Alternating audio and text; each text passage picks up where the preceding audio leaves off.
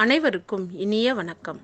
ஔவையார் இயற்றிய ஆத்திச்சூடியில் கொள்ளை விரும்பேல். கொள்ளை பிறருடைய பொருளை கொள்ளையிடுவதற்கு, விரும்பேல் ஆசைப்படாதே.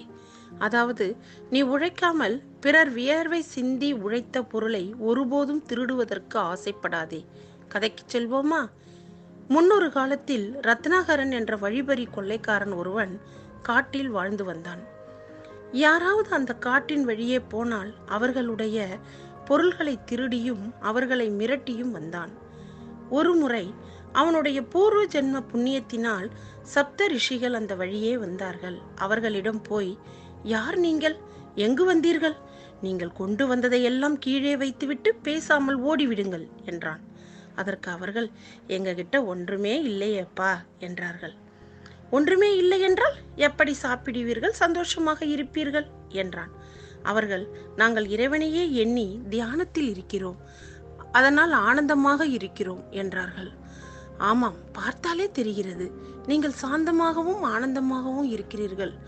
ஆனால் உங்களிடம் ஒன்றுமில்லை. ஆனால் என்னிடம் எவ்வளவு பண மூட்டை, நகை மூட்டை, இவை அனைத்தும் கொள்ளையடித்து சேர்த்து வைத்திருக்கிறேன் என்றான். உடனே அவர்கள், நீ சேர்த்து வைத்த பணம் எல்லாம் பண மூட்டை இல்லையப்பா, இதெல்லாம் பாவ மூட்டை, இதற்காக நரகத்தில் துன்பப்படுவாய் என்று கூறினார்கள்.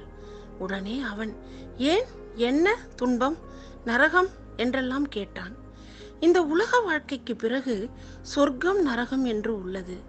நாம் உலக வாழ்க்கை வாழும்போது யாருடைய பொருளுக்கும் ஆசைப்படக்கூடாது, யாருடைய பணத்திற்கும் ஆசைப்படக்கூடாது. அவர்கள் அனைவரும் வியர்வை சிந்தி மிகவும் துன்பப்பட்டு பொருள்களை சேர்த்து தன் குடும்பத்திற்காக வாழ்பவர்கள்.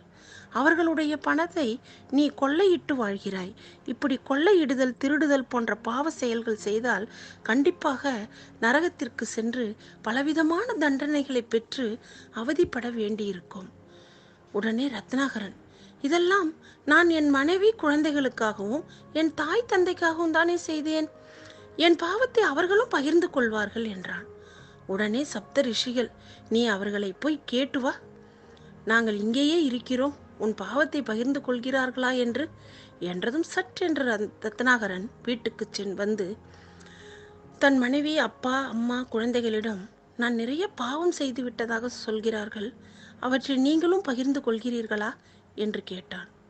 அதை எதுக்கு நாங்க பகிர்ந்து கொள்ளணும்? நீ பாவ வழியில் சம்பாதித்ததால் அதற்காக நாங்கள் உன் பாவத்தை வாங்கி கொள்ள முடியாது, வாங்கி கொள்ளவும் மாட்டோம். உன் அம்மாவும் அப்பாவையும் மனைவி மக்களையும் காப்பாற்ற வேண்டியது உன்னுடைய கடமை, அதற்கு நல்ல வழியில் சம்பாதிக்க வேண்டியது உன்னுடைய கடமை. அதை விட்டுவிட்டு தப்பான வழியில் சம்பாதித்தது உன் தவறு என்று அவர்கள் கூறியதை கேட்டவுடன் ரத்னாகரனுக்கு அறிவு பிறந்தது. உடனே திரும்பி வந்து, அறியாமல் தப்பான வழியில் கடுமையான பாவங்களை செய்துவிட்டேன், என் பாவத்தை போக்குவதற்கு வழி இருக்கிறதா என்று கேட்டவுடன், ராமநாமத்தை கூறினால் பாவத்தை போக்கலாம் என்று கூறி சென்றனர்.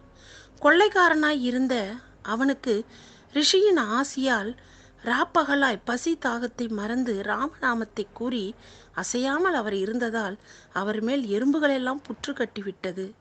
சில காலம் கழித்து சப்த ரிஷிகள் அங்கே வந்து எறும்பு புற்றுக்குள் ஒருவர் இருப்பதை பார்த்து வால்மீகி என்று அழைத்தனர். புற்றுக்கு வால்மீகி என்ற பெயரும் உண்டு. அப்பெயராலேயே வால்மீகி என்ற பெயரும் வந்தது. அந்த கொள்ளையனான வால்மீகிதான் பின்னர் ராமாயணம் எழுதி அழியா புகழ் பெற்றார். சப்த ரிஷிகளின் கருணையால் நல்வழியில் மீண்டு வந்தவர் வால்மீகி. தவறு செய்பவர் அதற்கான தண்டனை கிடைக்கும் என்று நம்பினாலே தவறுகள் குறையும்.